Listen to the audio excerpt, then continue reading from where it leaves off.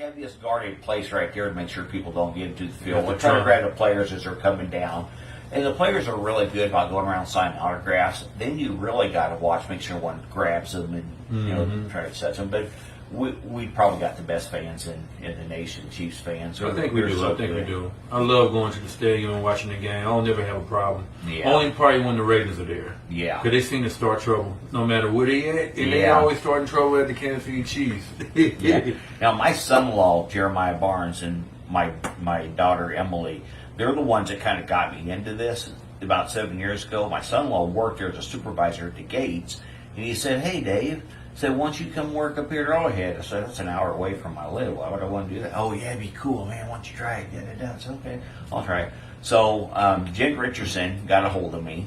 She was one of the supervisors for Land. Well, we were West, I think, West Security at that time, and we went over to Landmark. We said, "Hey, why don't you want to come up here? We're going to have this orientation this time." And so I go up there one evening. There's probably 50 people in that orientation. Oh, I thought, well, I thought this was just security, and I'm thinking security where you just Think you might not get the job. right, exactly. Well, after everything, I got it. So Hey, it was for you. It's for you. right, exactly. So the very first day I get there, for the first game, they were told everybody to go to section 103, which is right up from logistics on the field. Everybody sat here. So I was talking to this girl. She'd been there a couple of years, and she was real friendly. And I said, "So why are we sitting here for?" "Oh, because this is for the gate." "What do you mean a gate?" She said, "Yeah, we'll sit here and they'll tell us how to run a gate." I said, "I don't run no gate." He said, "Who's that guy down there in the field?" And his name was Kenny at that time. I don't recall his last name. And I said, "What does he do?" "He's supervisor on the field." I said, "Really?" So I just walked right down there. At that time, you could do that. Right. I just walked down there. It's like, "Hey, here I am." I said, "Oh, good. I've been waiting for you." He had no idea who I was. I had no idea who it was. He was expecting somebody, and I showed up. And he said, "Hey, come here. I want you to do this and that." I said, "Okay, great." So I didn't always have that tunnel job. I did different things. I watched cameras, did a CBS card. I escorted Collinsworth. I can't think of his first name, Chris Collinsworth, and a couple others. And so I did different cool jobs. And then I ran into these two guys that worked that tunnel. And I said, "Hey, come over here and help us." "Well, I'm supposed to be doing this." "Oh, just come over here. We need one more person." I said, "Okay." I had no idea what I was doing. This is like my second season. So yeah, just stand right down there, down at the bottom of the tunnel, make sure no one goes down there. I said, "Okay, I can do that." So what happened was, I ended up staying at that job.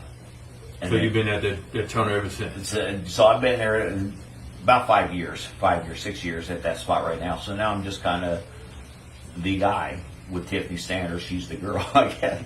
But the players know who she is, know who I am. We've got a routine. We work together, and it's just a fun time. Cool. All right, let's talk about. So you want to elaborate on your TikTok following, and how did your TikTok following start? Okay. Well, I've had TikTok, and I like what I call memories of my grandkids. They're 1 year old. Paxton and Cooper. They're my Emily and Jeremiah Barnes' babies, and when I was a kid, we didn't have a lot of pictures and videos and stuff like that. So with my grandkids, I'm going to do this.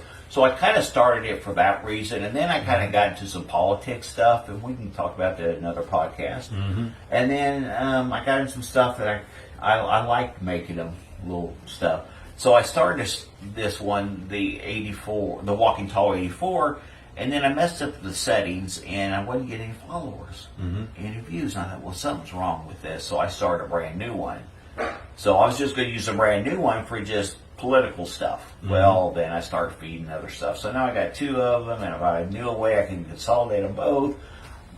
But that's kind of how I got into it, and I kind of enjoy it. I do it with my coworkers, and it's kind of really helped with kind of my movement, because I'm really kind of hoping that Frito-Lay will finally, and I've been trying to contact get the sponsorship. Frito-Lay will get some sponsorships, and I'd like to do it. Yeah, they get you on camera eating and everything. I mean, at the 5 million views off of one video. Come on now. Yeah. So actually, before I came here, I always stop at Price Chopper in Green Valley. My friend Kevin Brown is the manager there, and I always stop there and check grocery.